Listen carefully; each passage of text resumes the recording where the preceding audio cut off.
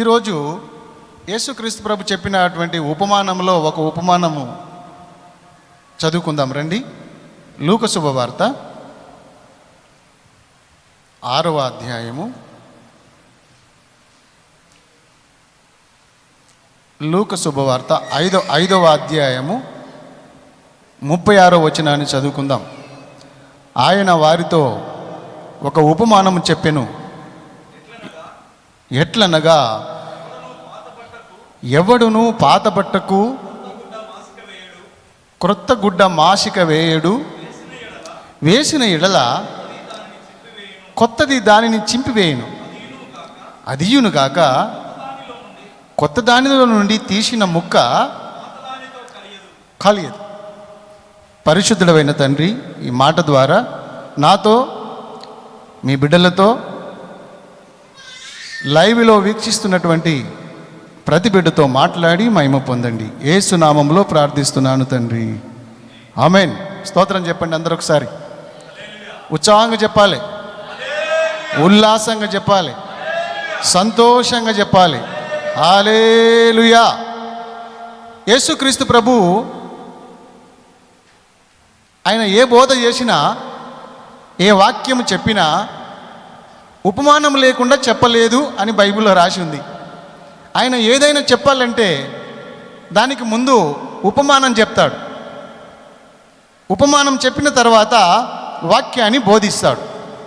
ఈ అలవాటు మంచిది. ఉపమానం చెప్పిన తర్వాత వాక్యం బోధించే అలవాటు మంచిది. చాలామంది ఇంట్రెస్ట్గా వింటారన్నమాట. ఈరోజు మీరు కూడా ఇంట్రెస్ట్గా వినాలి. వింటారు కదూ? యేసుప్రభు చెప్పిన ఉపమానాన్ని మనం జ్ఞాపకం చేసుకుందాం. ఆయన ఏం ఉపమానం చెప్పాడంటే, ఎవడును పాత బట్టకు క్రొత్త గుడ్డ మాసిక వేయడు అని చెప్పాడు. దేవునికి స్తోత్రం. ఏం చెప్పాడు ఉపమానం? ఎవడును పాత బట్టకు కొత్త గుడ్డ మాసిక వేయడు. మీరు వేసారా ఎప్పుడైనా? పాత బట్టకి కొత్త బట్టను తెచ్చి, కొత్త గుడ్డను తెచ్చి మాసిక వేసారా? వేస్తే సెట్ అవుతుందా? కొత్త గుడ్డ తెచ్చి పాత బట్టకి చినిగిపోయిన దగ్గర మాసిక వేస్తే ఎట్లా ఉంటుంది? బాగుంటుందా? దానికి దీనికి సూట్ అవుతుందా? సెట్ అవుతుందా? అదేమో పాతకిల్లిపోయింది, ఇదేమో కొత్త గుడ్డ. దాన్ని తెచ్చి పాత గుడ్డకి మాసిక వేయడం ఇదేంటి? బాగుందా? ఇది బాగులేదు. యేసుప్రభు చెప్తున్నాడు వాళ్ళతోటి, ఈ పద్ధతి ఏం బాగలేదు. ఈ పాతది ఉన్నది పోతుంది, చినిగిపోతుంది. చినుగు ఎక్కువ అగును అని బైబిల్లో రాయబడింది. చినుగుడు మరి ఎక్కువ అగును. మత్తయి సువార్తలో ఈ మాట చూడండి. మత్తయి సువార్త 9వ అధ్యాయము 16వ వచనం చూసినట్లయితే, మత్తయి సువార్త 9:15, 16వ వచనం చూడండి. ఎవరైనా త్వరగా చదవండి. ఎవడును పాత బట్టకు కొత్త బట్ట మాసిక వేయడు, వేసిన ఎడల చినుగు మరీ ఎక్కువగును. చూసారా? పాతది ఇంకెక్కువ చినిగిపోతుంది. కొత్త గుడ్డ పాత బట్టకి మాసిక వేయొద్దు అంటే ఇది ఉపమానం. ఇంకా కింద వచనం చూడండి. లూకా శుభవార్త, మత్తయి సువార్త ఇప్పుడు చదివిన దాంట్లోనే 17వ వచనం చదువుదాం. మరియు పాత తిత్తుల్లో కొత్త ద్రాక్ష రసం పోయకూడదు. ఒకవేళ పోసితే తిత్తులు పిగిలి ద్రాక్ష రసము కారిపోవును, తిత్తులు పాడైపోవును. ఇది ఉపమానం. యేసుప్రభు చెప్పిన ఉపమానం ఇది. ఈ రెండు చెప్పేశాడు ఆయన. ఎవరికి చెప్పాడు తెలుసునా? శాస్త్రులు, పరిసయ్యులు యేసుక్రీస్తు ప్రభుని శోధిస్తున్నటువంటి సమయం ఇది. మీ యేసుక్రీస్తు ప్రభు పాపులతో కలిసి భోజనం చేస్తాడా అన్నారు. సుంకరులతో, పాపులతో మీ యేసుక్రీస్తు ప్రభు భోజనం చేస్తున్నాడేంటి అని ఈ పరిచారకులు, శాస్త్రులు యేసుక్రీస్తును నిందించడానికి, తప్పుపట్టడానికి ఆయన దగ్గర వచ్చి ఇలాంటి మాటలు మాట్లాడుతున్నటువంటి సమయం అది. అంతకుముందు యేసుక్రీస్తు ప్రభు ఒక పక్షవాయువు గలవాన్ని బాగు చేశాడు. ఆ పక్షవాయువు కలిగిన మనుషుడా, నీ పాపములు క్షమించబడినాయి, నువ్వు లేచి నీ పరిపెత్తుకొని నడువు అని ఆ పక్షవాయువు గలవానితో అనగా వాడు దిగ్గున లేచి తన పరిపెత్తుకొని వాడు వెళ్ళిపోయాడు. కానీ శాస్త్రులు పరిచయులు ఏమన్నారు తెలుసునా? దేవుడొక్కడే తప్ప పాపములు క్షమించుటకు ఎవరికి అధికారం లేదు కదా. ఈ ఈ ఈ యేసు అనేటువంటి వ్యక్తి దేవదూషణ చేస్తున్నాడు అన్నారు. దేవుడు తప్ప పాపములు ఎవడు క్షమించలేడు, ఎవనికి అధికారం లేదు. కానీ ఈ యేసు అనే ఈ వ్యక్తి ఆ మనిషిని పాపములు క్షమించిన అంటున్నాడేంటి? ఈ యేసు దేవదూషణ చేస్తున్నాడు అని అనుకున్నారు శాస్త్రులు పరిచయులు. అయితే యేసు ప్రభు అన్నాడు, పాపములు క్షమించుటకు భూమి మీద మనుష్య కుమారునికి అధికారము కలదని తెలుసుకోండి అన్నాడు. అప్పుడు వాళ్ళకి ఇంకింత బాధ కలిగింది శాస్త్రులు పరిచయులు. ఈయన ఎవడు? నేను పాపాలు క్షమిస్తున్నంటున్నాడేంటి? ఈ యేసు ఎవరు అని అనుకున్నారు శాస్త్రులు పరిచయులు. యేసు ఎవరు? పాపములు క్షమించగలిగినటువంటి దేవుడు యేసు ఒక్కడే. చప్పట్లు కొట్టండి అందరూ ఒకసారి. అబ్బో, చాలు మీ చప్పట్లు.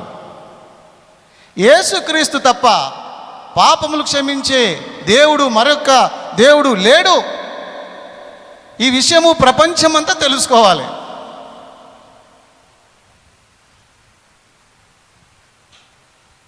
ప్రతి జాతికి సంబంధించిన మనిషి తెలుసుకోవాలి, సర్వదేశములు తెలుసుకోవాలి. నీవు పూజిస్తున్నటువంటి దేవత ఎవరో, దేవుడెవరో, కానీ నేను ప్రకటిస్తున్నటువంటి యేసు నీ పాపములు క్షమించగలిగినటువంటి దేవుడని నువ్వు తెలుసుకో. సర్వదేశములారా, ప్రపంచములారా, పాపభారం మోసుకున్న సమస్త జనులారా, మీరు నా యొద్దకు రండి, నేను మీ పాపములను క్షమిస్తా, నేను మీకు విశ్రాంతినిస్తా అని సెలవిచ్చిన దేవుడు యేసుక్రీస్తు ప్రభువే. మన పాపములను పోవడానికి, మన పాపములను క్షమించడానికి ఆయన సిలువలో రక్తము కార్చాడు. రక్త ప్రోక్షణం పాప వినాశనం, సర్వపాప పరిహారో రక్తపోక్షణం, తద్రక్తం పరమాత్మేన పుణ్యదాన బలియాగం.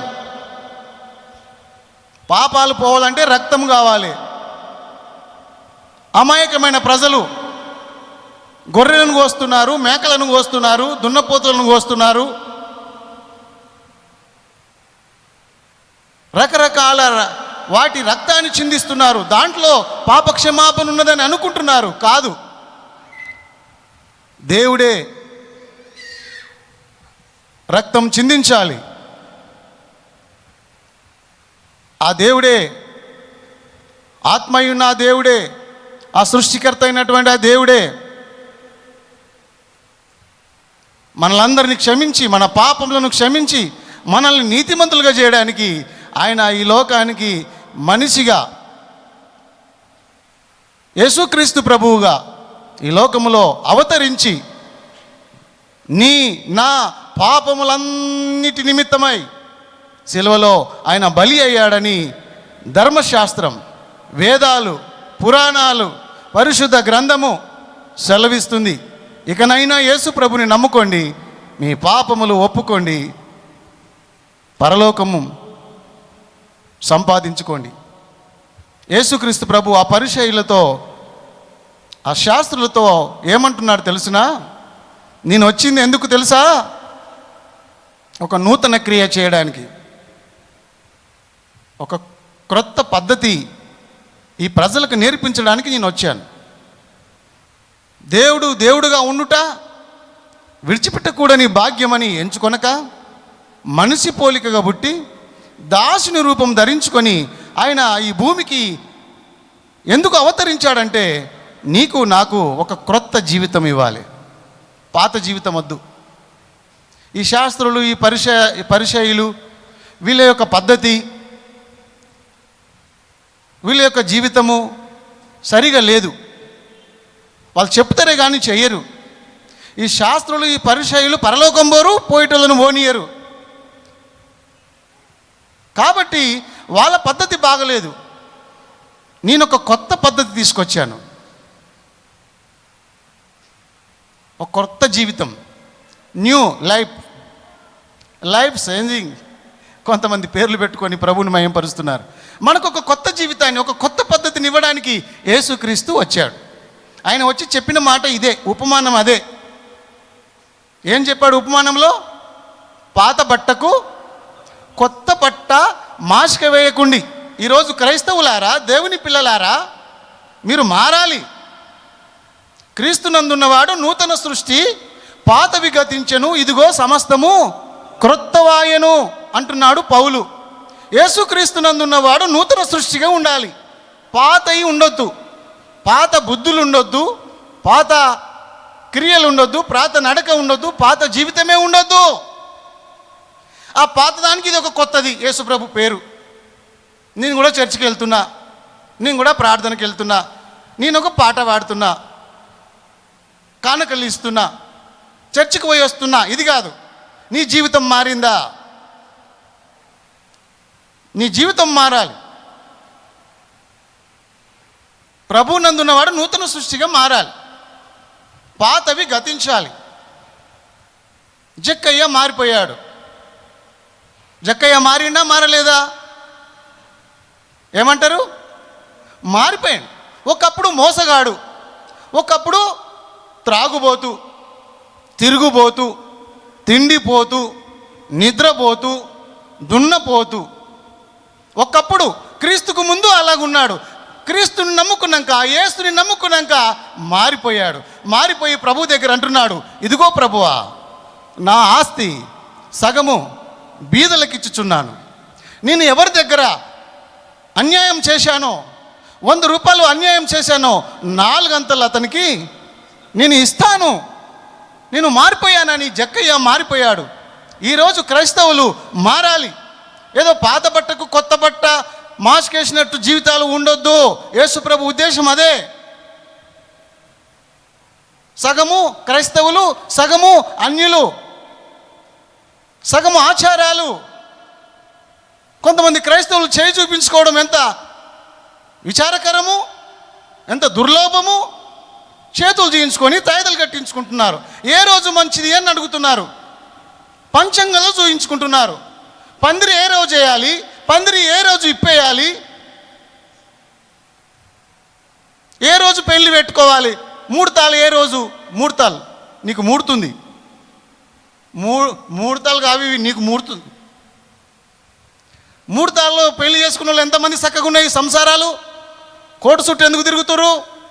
పోలీసు స్టేషన్లకు ఎందుకు వెళ్తురు? ఎన్ని విడాక పత్రాలు ఉన్నాయి ఇప్పుడు కోట్ల. అవి ముహూర్తాలు చూసి చేసిన పెళ్ళిళ్ళు కావా? బుద్ధి మార్చుకో, ముహూర్తాలు కావు. నీ గుణం మార్చుకో, నీ జీవితాన్ని మార్చుకో.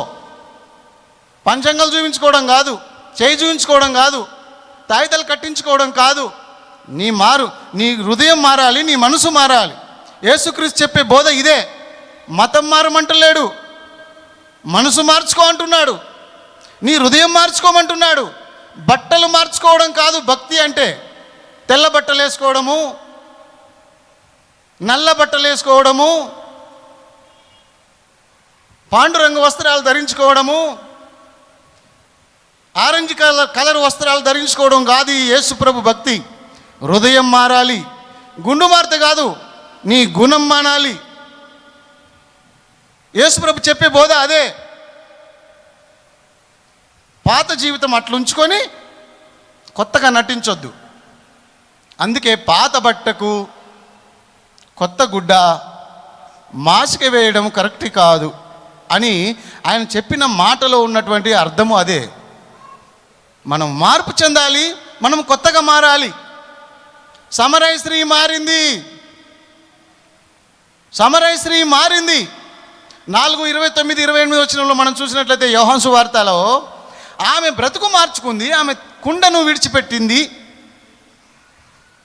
విడిచిపెట్టి సమరయ ప్రాంతంలోనికి వెళ్ళి ఆ ఊరికి వెళ్ళి ఆ ప్రజలతో అంటుంది, సమరయులారా, నేను చేసినవన్నీ నాతో చెప్పిన వాణ్ణి చూతురండి. మెస్సయ్య ఇతడే కాదా? లోకరక్షకుడు ఇతడే కాదా? రండి చూతురండి అని ఊరంతా సువార్త ప్రకటించింది. ఊరు వచ్చింది. యేసు ప్రభును తెలుసుకొని యేసయ్య నమ్ముకున్నారు, రక్షింపబడ్డారు. సమరయ స్త్రీ మారిపోయింది, సువార్త ప్రకటించింది. జీవితం మార్చుకోవాలి, జీవితం మారాలి తప్ప పాత బుద్ధులు ఇంకా ఉన్నాయా?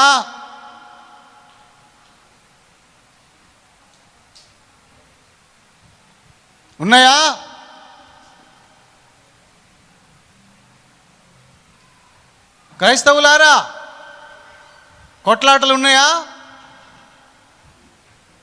బూతులు ఉన్నాయా? యాకోబు పత్రిక చూద్దాం ఒకసారి. యాకోబు పత్రిక 3:9 వచనంలో ఏమంటున్నాడు యాకోబు? ఒక్క నోటి నుండే బూతులు, ఒక్క నోటి నుండే ఆశీర్వాదాలు, ఒక్క నోటి నుండే దీవెనలు, శాపాలు వస్తాయా? నువ్వు మారినవా? యాకోబు అంటున్నాడు. ఏం మాటలు ఇవి?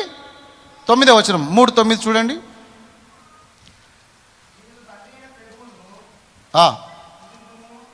చదవరేంటి వీళ్ళు ఇట్లా చూస్తున్నారు?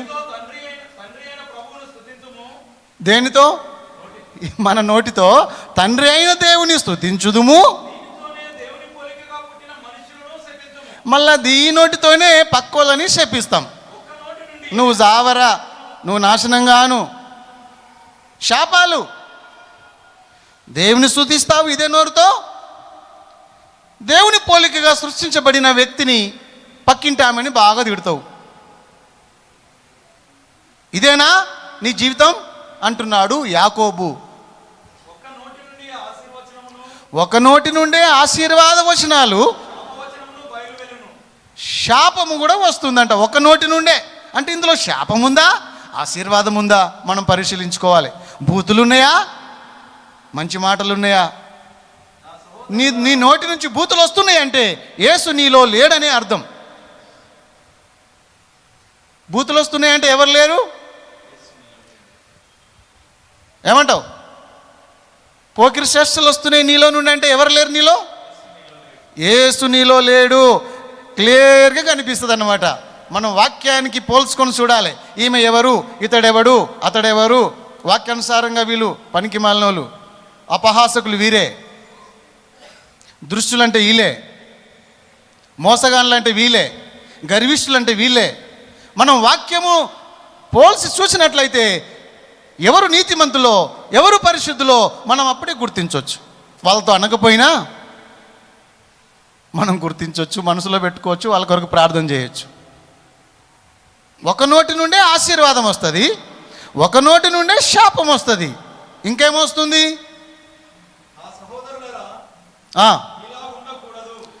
ఇలా ఉండకూడదు.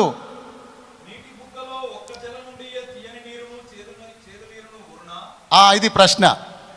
మంచినీళ్ళ బాయి ఉంది, లేదా ఉప్పు నీళ్ళ బాయి ఉంది, లేదా ఒకటే బాయిలా ఉప్పు నీళ్ళు మంచి నీళ్ళు వచ్చునా?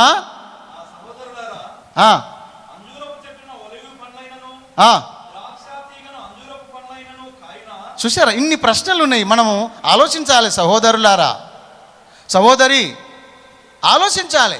మనలో యేసుప్రభు ఉంటే యేసుప్రభు లక్షణాలే కనబడాలి. దెయ్యం ఉందనుకో, దెయ్యపు లక్షణాలే కనబడతాయి. నువ్వు శరీరానుసారివా, ఆత్మానుసారివా మనం గుర్తించవచ్చు. వాక్యానికి పోల్చుకోవాలి. చాలామంది శరీరానుసారులు ఉన్నారని బైబిల్ చెప్తుంది. 75% శరీరానుసారులే సంఘంలో. ఒక 25% 100లో ఒక భాగం పరిశుద్ధులు ఉండొచ్చు, కానీ 3వ భాగం మాత్రం శరీరానుసారులే అని బైబిల్ చెప్తుంది. మనం ఏ గుంపులో ఉన్నాం, ఏ గుంపులోనున్నావు ఎరిగి తెలుసుకో, గుర్తెరిగి తెలుసుకో. మనం గుర్తెరగాలి, తెలుసుకోవాలి మనం ఏ గుంపులో ఉన్నాం, అసలు మనము వాక్యానికి కరెక్ట్గా ఉన్నామా, సూట్ అవుతున్నామా లేదా. ఒక నీటి బుగ్గలో నుండి ఉప్పు నీళ్ళు తీయటి నీళ్ళు వస్తాయా? మీరు చెప్పండి. చెప్పరేమవ్వా? నీళ్ళు చేదేటోళ్ళు మీరు, నీళ్ళు చేదేటోళ్ళు మీరే కదా బావిలో. ఇప్పుడు నల్లలు వస్తున్నాయా అయ్యా అంటుర్రా? ఓకే, ఒక్క నల్ల నుంచి అనుకుందాం, ఒక్క నల్ల నుంచి ఉప్పు నీళ్ళు మంచి నీళ్ళు ఇస్తారా సార్ మీరు? ఏం నీళ్ళు ఇస్తారు? మంచి నీళ్ళే ఇస్తారు ఈ సారు. దేవునికి స్తోత్రం, హల్లెలూయా. ఒక 5 గ్రామాలకి మంచి నీళ్ళు వంచుతున్నాడు ఆయన. చప్పట్లు కూడా దేవుని మహిమపరచండి. తాగునీరు, సాగునీరు, చివరికి సాగునీరు. నీ నోట్లో ఏం పెట్టుకున్నావు? నీ నోటి నుంచి ఏం మాటలు వస్తున్నాయి చెప్పండి. ఒక్క బావిలో నుండి, ఒక్క నీటి బుగ్గలో నుండి తీయటి నీరు, చేదు నీరు రావు. కాబట్టి మనలో నుండి కూడా ఆశీర్వాద వచనాలు, శాప వచనాలు రావు. వచ్చితే నష్టమైపోతావు.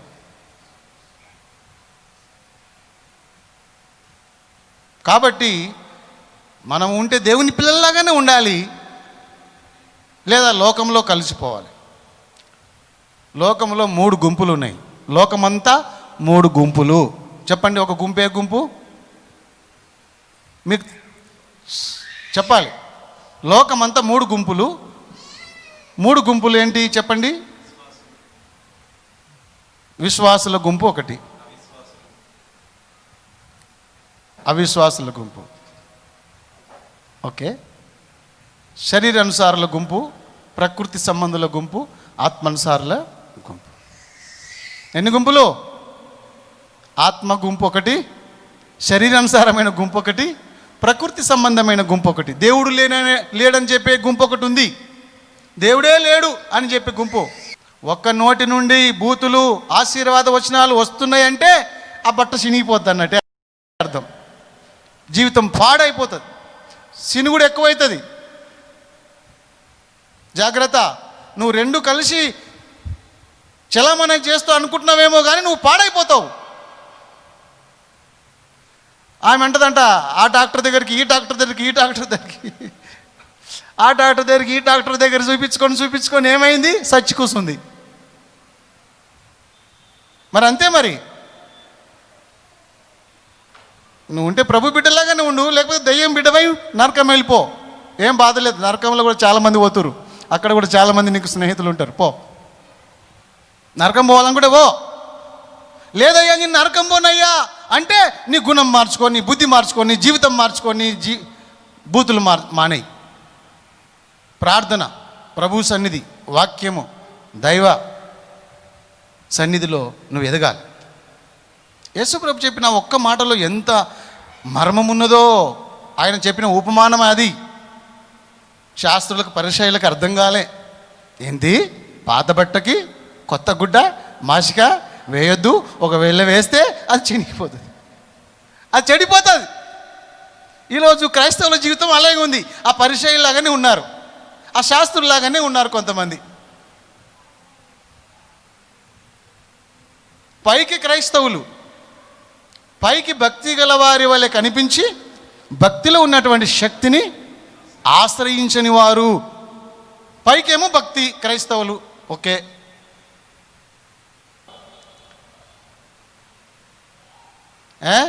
మేడి పండు చూడు మేలిమయుండును, దాని పొట్ట విప్పి చూడు పురుగులుండును. ఆహా, క్రైస్తవ జీవితం ఇలాంటిదే.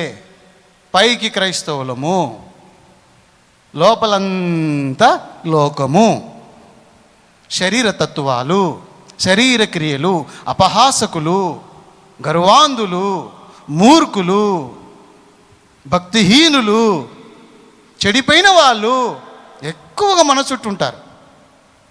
అందరితో స్నేహం చేయొద్దు. పౌలు భక్తుడు రోషం గలవాడై 2 కొరింథీ 6వ అధ్యాయం 14వ వచనం చూడండి ఒకసారి. ఏమంటాడు? విశ్వాసులారా, మీరు అందరితో సోపతి చేయొద్దు. ఆ అక్క, ఈ అక్క, ఈ చెల్లె, ఆ చెల్లె, ఆ తమ్ముడు, ఈ అన్న, ఆ అన్న కాదు. మీరు అవిశ్వాసులతో జోడుగా ఉండకూడి. అర్థమైందా? విశ్వాసులే కానీ వాళ్ళకు ప్రార్థన రాదు, ప్రార్థన చెయ్యరు. లోకానుసారులు, శరీరానుసారులు, ప్రకృతి సంబంధులు, నరకం పోయేటోళ్ళు కాబట్టి వాళ్ళతో సోపతి చేయొద్దు అంటున్నాడు పౌలు. అసలుకి వాళ్ళతో సోపతి చేయొద్దు. ఏం పొత్తు అంటున్నాడు ఆయన? నీతికి అట్లా అన్నమాట. విశ్వాసకి అవిశ్వాసకి అంత తేడా. విశ్వాసకి అవిశ్వాసకి తేడా ఏమిటో చెప్తున్నాడు. నీతి దుర్నీతి, వెలుగు చీకటి. చీకటి ఎవరు తెలుసునా? యేసు నమ్ముకొని ఆ ప్రకారంగా ఉండని వాళ్ళే చీకటి సంబంధులు, శరీరానుసారులు అంటారు. అలాని యేసై నమ్ముకున్నావు కానీ మారు మనసు లేదు, జీవితం మారలేదు. మారాయి కొంతమంది. వీళ్ళ ద్వారానే దేవుని నామము దూషించబడుతుంది. వీళ్ళు చీకటి సంబంధులు, వీళ్ళు దుర్నీతి పరులు. దేవుడు అంటాడు, దేవుడు నీతిని ప్రేమించును, దుర్నీతిని ద్వేషించును. దేవుడు నీతిని ప్రేమిస్తాడు, దుర్నీతిని ద్వేషిస్తాడు. మనం నీతిమంతులుగా ఉండాలి కానీ దుర్నీతిమంతులుగా ఉండొద్దు. మనం వెలుగు సంబంధులుగా ఉండాలి కానీ చీకటి సంబంధులుగా ఉండొద్దు. మనం విశ్వాసులుగా ఉండాలి కానీ అవిశ్వాసులుగా ఉండొద్దు. ఇంకా కింద పౌలు భక్తుడు వేదనతో చెప్తున్న మాటలు అవి. ఏమంటాడు? 14వ వచనంలో, 6:14 చదువు.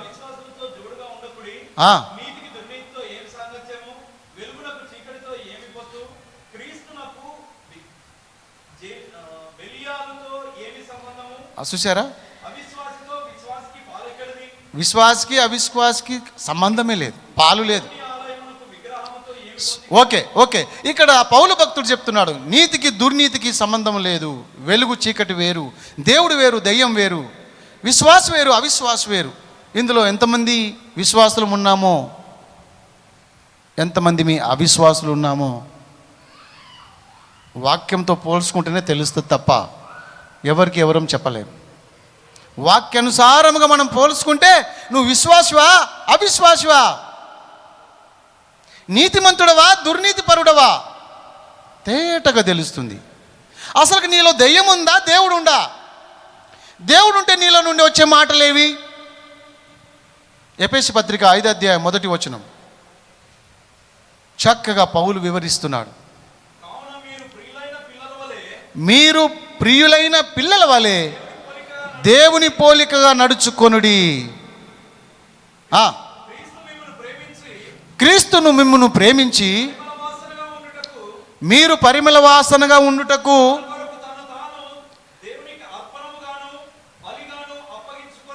మనం ఏ వాసన ఉండాలి? మన ప్రవర్తన, మన మాటలు, మన యొక్క జీవిత శైలి, జీవిత చరిత్ర, మన నడక పడక, మన అంతా కూడా దేవునికి ఇంపుగా ఇష్టంగా ఉండాలి, పరిమళ వాసనగా ఉండాలి. అందుకే ఆయన మన కొరకు ప్రాణాన్ని అర్పించాడు.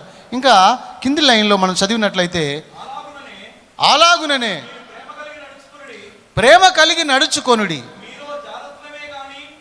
మీలో జారత్వం ఉండొద్దు. ఏ విధమైన అపవిత్రత మనలో ఉండొద్దు, లోభత్వం ఉండొద్దు.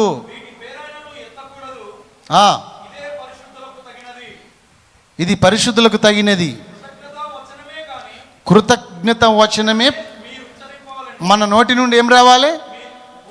కృతజ్ఞత వచనమే కానీ, కృతజ్ఞత వచనమే ఉచ్చరింపాలే కానీ మీ నోటి నుండి బూతులైనను, పోకిరి మాటలైనను, పరాశకములు, సరసక్తులైనను ఉచ్చరింపకూడదు. జాగ్రత్త, ఇది మీకు తగవు.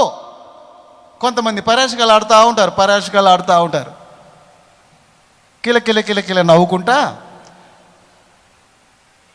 లోకశుద్ధులు చెప్పుకుంటా, జోకులు వేసుకుంటా, సరసక్తులు, పరాశకములు, ఈ పనికిమాలిన పద్ధతుల్లో కొంతమంది ఆనందిస్తూ ఉంటారు.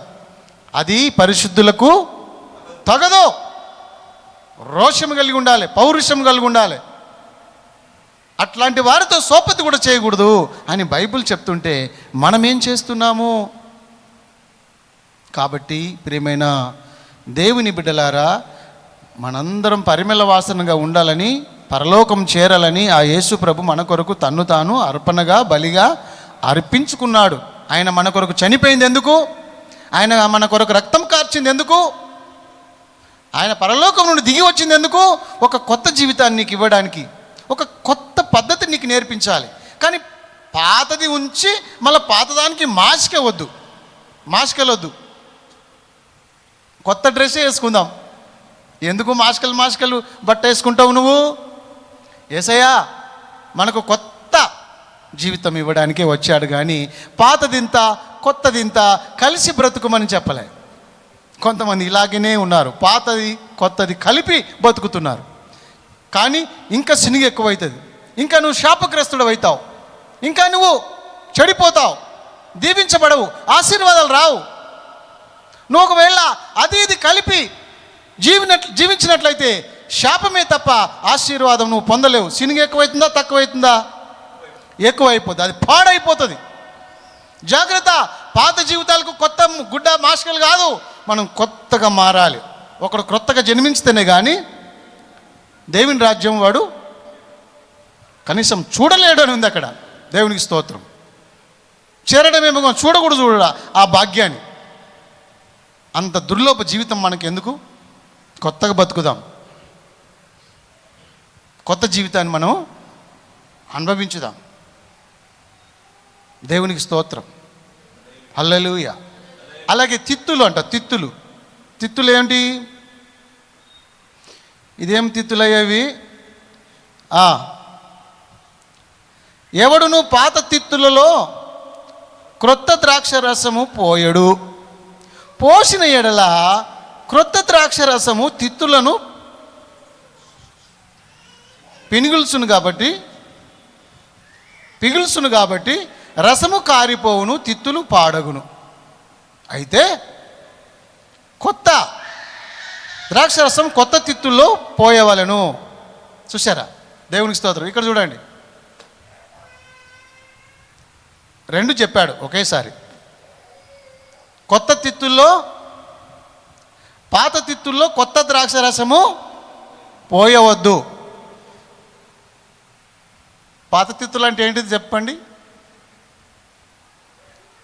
నీవే నేనే.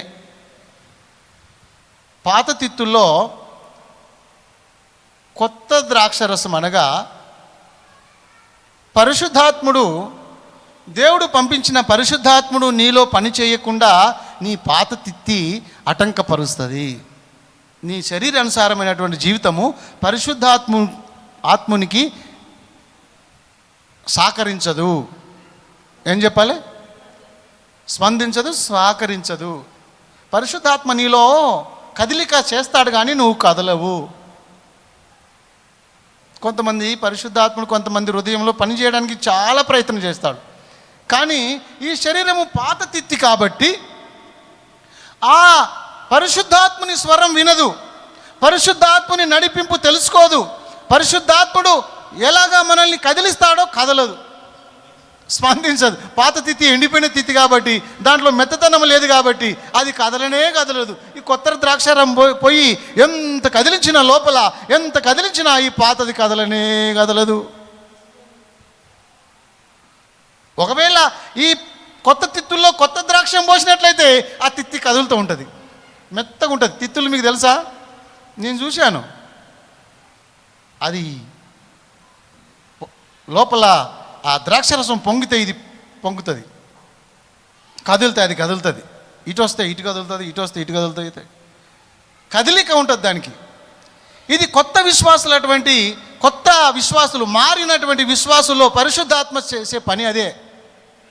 సేవకునికి సహకరిస్తారు, మందిరం సేవలోకి వస్తారు, సువార్త ప్రకటిస్తారు, ఆత్మను రక్షించాలనేటువంటి భారం వాళ్ళకు ఉంటుంది. పరిశుద్ధాత్ముడు ఏం చెప్తున్నాడో వాళ్ళకి తెలిసి వస్తుంది. పరిశుద్ధాత్మ నడిపింపు వాళ్ళలో కలుగుతుంది. వాళ్ళు కొత్తోళ్ళు కాబట్టి, ఆ కొత్త తిత్తి కాబట్టి కొత్త ద్రాక్షరసం వాళ్ళలో పని చేస్తుంది. పాత తిత్తులు పనిచేయవు, పిగిలిపోతాయట. పేగులు బయటకు వస్తాయి. జాగ్రత్త. పరిశుద్ధాత్మను దుఃఖపరచొద్దు. పరిశుద్ధాత్మను దుఃఖపరిచే వాళ్ళు చాలామంది ఉన్నారు. పరిశుద్ధాత్మని ఏడిపించే వాళ్ళు చాలామంది ఉన్నారు. దేవుని బయట నిలబెట్టి సైతానికి సామ్రాజ్యాన్ని, సాతానికి హృదయంలో మన స్థలం ఇచ్చి దేవునికి ఇవ్వకుండా ఎంతోమంది క్రైస్తవులు ఈరోజు ఉన్నారు. మనం కొత్త తిత్తులుగా మారినప్పుడే పరిశుద్ధాత్మ కదిలికలు మనలో కదులుతాయి. అందుకే దేవుని చిత్తం తెలుసుకుంటారు. దేవుడు ఏం చేయమంటే అది చేస్తారు. డోర్ పెట్టేసేనా? దేవునికి స్తోత్రం చెప్పండి. హల్లెలూయా. కొత్త తిత్తులు మారు మనసు పొంది పరిశుద్ధాత్మను పొందినటువంటి దైవ బిడ్డలు ఆ కొత్త తిత్తుల్లో కొత్త ద్రాక్ష రసం పోసినప్పుడు అది బాగుంటుంది. కదిలిక ఉంటుందన్నమాట. మెత్తతనం ఉంటుంది దాంట్లో. ఎండిపోయిన తిత్తులో మెత్తతనం లేదు. అందుకే శరీరానుసారులకు షో వారదు. ఎంత చెప్పినా, డేవిడ్ అన్నాడు కదా, ఎంత చెప్పినా వినని వానికి మరణము హఠాత్తుగా వచ్చును. విననోళ్ళకి ఏమవుతుందంట? ఎంత చెప్పినా వినకపోతే మరణము హఠాత్తుగా వచ్చేస్తుంది. జాగ్రత్త. వినాలి. మెత్తతనం మనలో ఉండాలి. తగ్గించుకునే తత్వం మనలో ఉండాలి. లోబడే తత్వం మనకు ఉండాలి. పెద్దలకు లోబడాలి, దైవజనులకు లోబడాలి, దేవునికి ముఖ్యంగా లోబడాలి. గర్వం ఎప్పుడు పనిచేయదు, టెంపరు పనిచేయదు, ప్రౌడు పనిచేయదు. పడిపోవడానికే చక్కగా వాక్యంలో రాయబడింది. పడిపోవడానికి ముందు గర్వము, నాశనానికి ముందు అహంకారము. ఎవరి గర్వం అని అణుస్తుంది. జాగ్రత్త. గర్విష్ఠులుగా మనం ఉండకుండా, ఎండిపోయిన పాత తిత్తుల్లాగా మనం ఉండకుండా తగ్గించుకునే వారంగా దేవుని యొక్క వాక్యానికి లోబడి, పరిశుద్ధాత్మ నడిపింపునకు లోబడి, పరిశుద్ధాత్ముడు ఏం చేయమంటున్నాడో అది చేయాలి. విజ్ఞాపన ప్రార్థన ఏర్పాటు చేస్తా. విజ్ఞాపన ప్రార్థనకి రావాలి. అదే కొత్త తిత్తి, అదే కొత్త జీవితం. దేవుడు అదే కోరుకుంటున్నాడు. దేవుడు అందుకే వచ్చాడు.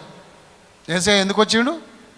కొత్త జీవితాన్ని ఇవ్వడానికి, నిత్య జీవం ఇవ్వడానికి, పరిశుద్ధులుగా చేయడానికి, నీతిమంతులుగా చేయడానికి ఆయన వచ్చింది తప్ప మీ పాత జీవితంలో ఉండడం ఆయనకి ఎంత మాత్రం ఇష్టం లేదు. మీ మాటలు మార్చుకోకపోతే కష్టం. పాత మాటలు ఏమైనా ఉన్నాయేమో లెంకి పరిశోధించి తీసి పడేద్దాం. పాత జీవితానికి పులి స్టాప్. Bye, good bye. కొత్త జీవితం మనం మారాలి. హేజ్కేలు గ్రంథము 36:26లో హేజ్కేలు భక్తునితో దేవుని ఆత్మ మాట్లాడుతుంది. ఏమని మాట్లాడింది తెలుసునా? నూతన హృదయాన్ని నేను మీకు ఇవ్వబోతున్నాను ఈ సమయంలో. దేవునికి స్తోత్రం, హల్లెలూయా. నూతన మనసు, నూతన బుద్ధి నేను మీకు ఈ సమయంలో ఇస్తున్నాను అన్నాడు దేవుడు ఇశ్రాయేలీలతో. 36:26 చదవండి ఎవరైనా. నూతన హృదయాన్ని నీకు ఇచ్చేదను, నూతన స్వభావము నీకు కలగజేసేదను, రాతి గుండె మీలో నుండి తీసివేసి మాంసపు గుండె నేను మీకు ఇస్తా. దేవునికి స్తోత్రం. మెత్తతనాన్ని ఇస్తా. కదిలింపు, కదిలికలు ఉన్నాయా? ఏడేసిన గొంగడి అన్నే. ఏనుగు తోలు తెచ్చి ఎన్నాళ్ళు ఉతికినా నలుపు నలుపే కానీ తెలుపు కాదయ్యా, విశ్వమంత యేసు వినురదాసు. ఎన్నాళ్ళు ఉతికినా నలుపు నలుపే, తెలుపు కాదు. ఎంత ఘోరం ఇది! యెషయా వెళ్ళు, ఈ ప్రజలకు చెప్పు. వాళ్ళు నిత్యం వింటారు కానీ గ్రహించరు. చూస్తారు కానీ కానరు, అర్థం చేసుకోరు. ఈ ప్రజల దగ్గరికి వెళ్ళి చెప్పు. దేవుడు ఎంత బాధపడుతున్నాడు తెలుసునా? నిత్యం వింటారు కానీ మీరు వినరు, చూస్తారు కానీ కానరు, గ్రహించరు. గర్విష్ఠులారా, చౌటివారలారా, గుడ్డివారలారా, మీకు శ్రమ. ఎంత చెప్పినా లోబడని ప్రజలారా. అయినా ఒక చోట ఒక వాక్యం రాయబడింది. లోబడనొల్లని ప్రజల వైపు యేసుక్రీస్తు ప్రభు దినమంతా చేతులు చాపిండని ఆ మాట నన్ను ఎంతగానో కదిలించింది. లోబడని ప్రజల వైపు ఎందుకు నాయనా నువ్వు ఇంకా చేతులు చాపుతావు, ఇంకా చేతులు చాపుతావు? ఎంత ఓపిక యేసయ్యా నీకు, ఎంత దయ ఉంది నాయన నీకు, ఎంత ప్రేమ యేసయ్యా. లోబడని వాళ్ళని ప్రజల వైపు దినమంతా చేతులు చాపడమా? మనకు ఆ మనసు లేదు. కాబట్టి ప్రియమైన నా దేవుని పిల్లలారా, మన జీవితాలు కొత్తగా మారిపోవాలి. నూతన హృదయాన్ని దేవుడు మనకిస్తాడు. మీరు చదవద్దు, 43వ యెషయా గ్రంథంలో నూతన క్రియ నేను మీకు చేస్తాను అంటాడు. 19వ వచనం, నేను ఒక నూతన క్రియను చేస్తాను. సంవత్సరం జరుగుతుండగా ఆయన కార్యములు నూతన మగునని హబక్కూకు 3:2లో మనం చూస్తున్నాం. కాబట్టి హెజ్కేలు గ్రంథము 36:18లో కూడా నూతన మనసు దేవుడు మనకిస్తాను అంటున్నాడు. నవీన స్వభావం, కొత్త జీవితం, కొత్త జీవితానికి ఇవ్వడానికే యేసయ్య వచ్చాడు. ఆ కొత్త జీవితం మనందరం పొందుకుందాం. హల్లెలూయా. పాత జీవితము వద్దు. ఒకప్పుడు నువ్వు ఎలా జీవించినావో వద్దు. తెలుసో తెలియకో ఎన్ని పాపాలు చేసినావో ఓకే, వదిలిపెట్టేసాయి. గతం గతః, ముందు వెనక ఉన్నాయన్ని మర్చి ముందున్న వాటి కొరకు పరిగెత్తుదాం. యేసును చూద్దాం. యేసయ్య ఇచ్చే కొత్త జీవితాన్ని పొందుకుందాం. ఆ కొత్త పరలోకమంట, నూతన యెరూషలేం, కొత్త ఆకాశం, కొత్త భూమి మన కొరకు సిద్ధమవుతుందంట. ఓ భక్తుడు అన్నాడు, 6 రోజులు చేసిన సృష్టి ఇంత అందంగా ఉంటే 2020 సంవత్సరాల నుంచి చేస్తున్నాడంట యేసయ్య పరలోకాన్ని. మేస్త్రి, యేసయ్య మేస్త్రి. 2020 సంవత్సరాల టైం పడుతుంది దానికి, ఆ పరలోకం కట్టనీకి. అంటే 6 రోజులు చేసిన సృష్టి ఇది. ఈ భూమి అంతా, ఆకాశం అంతా, ఈ సృష్టి అంతా, సూర్యచంద్ర నక్షత్రాలన్నీ ఎన్ని రోజులు చేశారు? 6 రోజులలో చేసిన ఈ సృష్టి ఇంత అందంగా ఉంది చూడండి. అరకు వదమన్న చూద్దాం, బాగుంటుంది. ఎంత చూసినా 3%, 3% మాత్రమే మనిషి ఈ సృష్టిని చూశాడంట. కానీ ఇంకా 7% అట్లనే ఉందంట అందం. ఇంకా చూలే మనిషి. ఎంత తిరుగుతావు, ఏం చూస్తావు? అసలు నువ్వు 3% చూసినావా సృష్టిని? 1 కూడా చూలే. ఏం చూసినావు నువ్వు? ఏమనాలే నువ్వు చూసిందని? నెరుసు కూడా చూడలేవు నువ్వు అందం, ఈ సృష్టి అందం. ఈ నర్సాపూర్ తెలుసు, నువ్వు తెలుసు, ఈ హైదరాబాద్ తెలుసు నీకు. నర్సాపూర్ కూడా పూర్తిగా నీకు తెలియదు. ఏ ఇంట్లో ఎవరున్నారు, ఎక్కడ ఏ ఇల్లు ఉందో కూడా నీకు తెలియదు. ఈ సృష్టి గురించి నీకేం తెలుసు? ఆ హిమాలయ పర్వతాల గురించి నీకు తెలుసా? ఆ కొండలు, ఆ కోనల గురించి నీకు తెలుసా? ఎంత విచిత్రమైన సృష్టి. భూమి ఇంత ఉండి 6 రోజులలో చేస్తే పరలోకం ఎంత అందంగా ఉండాలి చెప్పండి. ఏమని వర్ణిస్తావు చెప్పండి? ఏమని వర్ణిస్తావు? 6 రోజులు ఎక్కడా? 2020 సంవత్సరాలు ఎక్కడా? ఇగో నేను వెళ్తున్నాను మీకు స్థలం సిద్ధపరచడానికి, మీ అందరికీ ఒక్కొక్క బంగ్లా కట్టిస్తా అని వెళ్ళిండు. ఆ బంగ్లా కడతా ఉన్నాడు వజ్రములతో, ముత్యములతో, వైడూరములతో, మేలి బంగారములతో. నువ్వు నడిచేది బంగారం మీదనే, నువ్వు పడుకునేది బంగారమే, నీ ఇల్లంతా బంగారమే. ఏమని వర్ణించాలి ఆ పరలోకం? ఆ పరలోకాన్ని పోగొట్టుకోవద్దు ప్రియమైన నా దేవుని బిడ్డలారా. ఇది ఎవరికి దొరుకుతుందో తెలిసిన?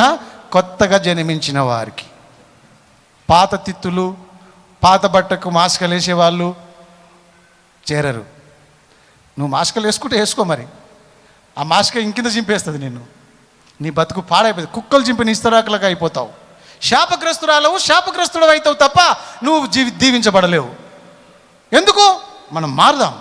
మన యేసయ్యకు మన మనసును, హృదయాన్ని ఇద్దాం. యేసయ్య 2 చెప్పాడు ఉపమానాలు. ఏంటి అవి?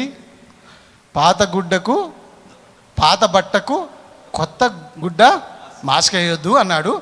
పాత తిత్తుల్లో కొత్త ద్రాక్షరసము. ఈ 2 ఏంటి అంటే, బట్ట అనగా నీతి న్యాయములు సూచిస్తుంది. బట్ట, ఆమె ధరించిన బట్టలు నీతి క్రియలు అని ఉంది కదా. బట్ట అనగా మనము నీతి న్యాయం చేసే బిడ్డలుగా ఉండాలనే, నీతిగా బ్రతకాలనే ఆ బట్ట అర్థం ఇస్తుంది. ఎట్లా బతకాలి మనం? నీతిమంతులం. దేవుని రాజ్యంలో ఎవరు చేరుకుంటారు?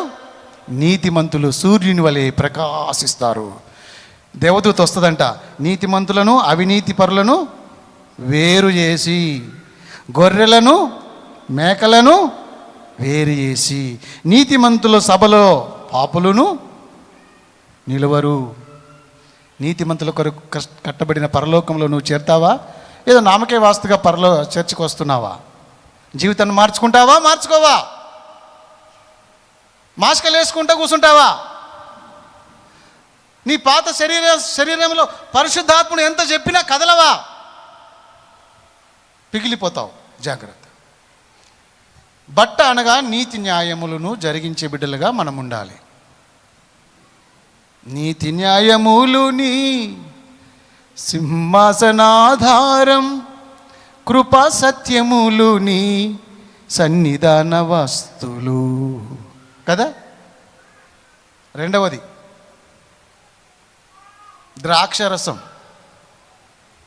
ద్రాక్షరసం దేని సూచిస్తుంది అంటే కొత్త ద్రాక్షరసము సంతోషం. యేసయ్య మనకేమి ఇవ్వడానికి వచ్చాడు? సంతోషం. ఏమిస్తానికి వచ్చాడు? గొల్లలారా, ప్రజలందరికీ కలగబోవు మహా సంతోషకరమైన సువర్తమానం ఇదే. యేసు వచ్చాడు మీకు సంతోషం ఇవ్వడానికి. అదే ద్రాక్షరసం. కొత్త ద్రాక్షరసం అనగా మనందరికీ సంతోషాన్ని, ఆనందాన్ని, సమాధానాన్ని ఇవ్వడానికి వచ్చిండని గుర్తు చేస్తుంది ద్రాక్షరసం. ఈ సంతోషము నీకు కావలెనా? ఈ సంతోషము నీకు కావలెనా? ఈ సంతోషము నీకు కావలెనా? నేడే యేసు నొద్దకు రమ్ము, నేడే యేసు మూ. సంతోషమే సమాధానమే, సంతోషమే సమాధానమే, సంతోషమే సమాధానమే. చెప్పనా సౌఖ్యమైన సంతోషం, చెప్పనా సౌఖ్యమైన. పాడతలేరేందమ్మా? పాడతలేరేంటి? యేసయ్య ఇచ్చే సంతోషం ఎంతమంది కావాలి? చేసి చూపిస్తారా? యేసయ్య ఇచ్చే సంతోషం ఎంతమంది కావాలి? ఓయమ్మో, వాళ్ళు ఏ భ్రమలో ఉన్నారు? చెయ్యి చూపిస్తలేరు. నేను ఇంతసేపు చెప్పింది అంత వేస్టేనా? అమ్మా, సంతోషం ఎంతమంది కావాలరా? చేయి చూపించరా, చేయి చూపించరా. నేను చేయి చూపించమని మిమ్మల్ని బలవంతం చేయాలా? దేవునికి స్తోత్రం. దేవుడు మిమ్మల్ని అందరూ దీవించును కాక. చిన్న ప్రార్థన చేసుకొని బల్ల తీసుకుందాం. ఒక్క నిమిషం మీరు పరిశీలించుకుందాం. కళ్ళు మూసుకొని ప్రార్థన చేసుకుందాం. అమ్మా, సహోదరి సహోదరుడా, ఎవరికి వాళ్ళమే ఒక్క నిమిషం పరిశీలన. దేవా, నా జీవితం ఇంకా పాత బట్టకు కొత్త బట్ట మాస్కేసినట్టే ఉన్నట్టు అనిపిస్తుంది ప్రభు. నా మనసాక్షి చెప్తుంది ప్రభు, కొత్త బట్టకు పాత బట్ట మాస్కేసినట్టు నా మనసాక్షి చెప్తుంది. ఎక్కడో నేను పడిపోయా, ఎక్కడో నేను పాపాలు చేస్తున్నా, పొరపాటు చేస్తున్నా. నాయన క్షమించమని అడుగుతావా? కళ్ళు మూసుకొని అందరూ ప్రార్థన చేయండి.